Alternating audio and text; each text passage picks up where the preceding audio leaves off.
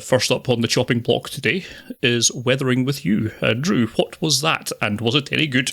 Well, it's about a period of cold, wet weather that's allegedly summer, so I'm quite at home in this film. Yes. If you're familiar with Makoto Shinkai's work, you'll know that two things in particular interest him visually: beautiful skies and rain. Representations of both in his previous works, representing some of the most beautiful things I've ever seen in animation. His last film, Your Name, had the sky and what was to be seen there be a major feature of the story. So I suppose it was inevitable that this film, Weathering with You, should focus on rain. The rain here is in Tokyo, which is in the midst of the longest spell of wet weather in recorded history. Amongst the other soaked inhabitants are to be found two teenagers, Hodaka Katoro Daigo and Hina Nanamori. Hodaka is a runaway, and while what he's running away from is never made clear, when we first see him his face is covered in sticking plasters, so we can probably guess.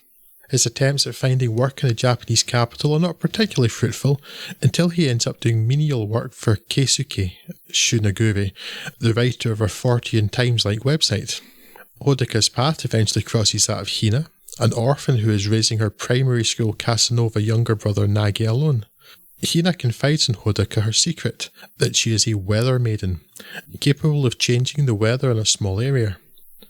As you might imagine in a season of perpetual rain, the talents of such a person would be in high demand, and Hodaka helps Hina to create a business as the 100% Sunshine Girl, providing people with guaranteed sunshine for their special events. The future of the business, and Hodaka and Hina's burgeoning relationship, begin to look grim though, as Hodaka is sought by the police after being caught on video threatening a gangster with a gun, and the slightly more pressing fact that Hina begins to turn into water as she uses her ability more. Could be an issue, that. While I don't find Weathering with You as satisfying a film as Your Name, it does address a couple of problems I had with that, as Weathering feels like a cohesive piece rather than stitched together episodes, and while it once again has a, this time less catchy, soundtrack from Radwimps, the world's worst named band, the music is subservient to the film rather than having the film seem to turn into a music video at points to serve the music. In a statement that is sure to shock no one, I found Weathering with You absolutely beautiful, with the incredible attention to detail and the acutely observed human emotions amongst the best I've ever seen. Like Shinkai's other work, Weathering is heavy on the melodrama and super intense emotions of teenage love, and it's a bit much at times, though it is ameliorated by some keenly observed reactions and animation of the awkwardness and embarrassment that accompanies young love. The ending is the only true disappointment. Not that it's bad, just that it's so obvious and therefore unremarkable, and it's so Your Name. Perhaps part of the reason Weathering with You didn't have quite the same impact for me. Well, unremarkable apart from the bit where he betrays his lack of knowledge of how sea levels and rain work. But, well, magic sunshine goddess girl, so I'll let it slide. But if you like beautiful things, and especially if, like me, you're a sucker for animated water, then you'd be well served by checking out Weathering with You. Recommended.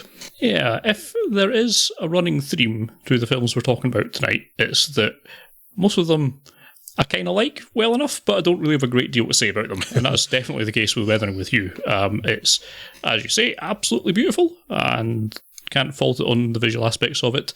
The only thing that really slightly annoyed me was some of the vocal deliveries of the teen, especially when he's at his most emotional angsty. It sounds a bit overbaked, but you can kind of forgive it given the given what's going on and the medium that it's working with.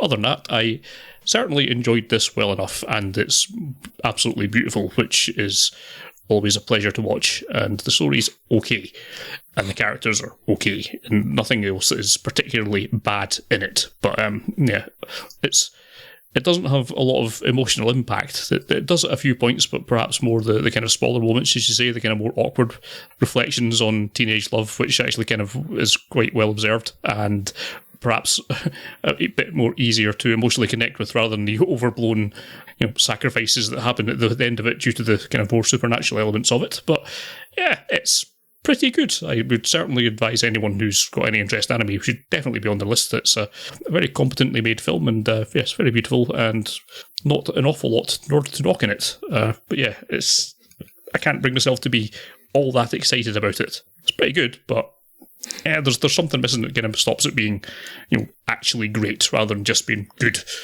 Yeah, I think the problem is that there's not anything.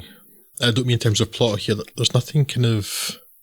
What's the best word? I can't think of anything better than magical. There's nothing like magical or special. Maybe special is the word. There's nothing quite special about it.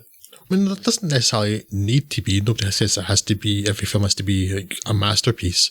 Yeah. And this is a very beautiful film with incredible attention to detail, to the point where, I mean, yes, the computers are used in this, and there are bits which are like pans and revolves and things created by a computer, but still, it's hands-on animation going into a computer and being processed there. So it's a lot of work. Yes. And it's computer animation its own is a lot of work too, but the painstaking nature of hand-drawn animation, cell animation like that, where it's gone to the trouble of adding in the brand name on a chopping knife. Yes. And a Egg McMuffin poster inside the McDonald's they're in at one point. And I'm thinking, that's crazy. The amount of time it must have taken you to do that. Why? Yeah. At the same time, part of me is thinking it's like loving all the attention to detail with the hotel signs and the billboards and everything. It's like, it's fantastic. I don't think you could represent Tokyo in drawing any better. Yeah. Without doing something kind of impressionistic or something where you're going for a different effect. But I'm almost wondering, why did you spend that long doing that? Yeah. You maybe could have found something better to do at the time. So that's good. Yes, fair enough. Should we just crash onwards then?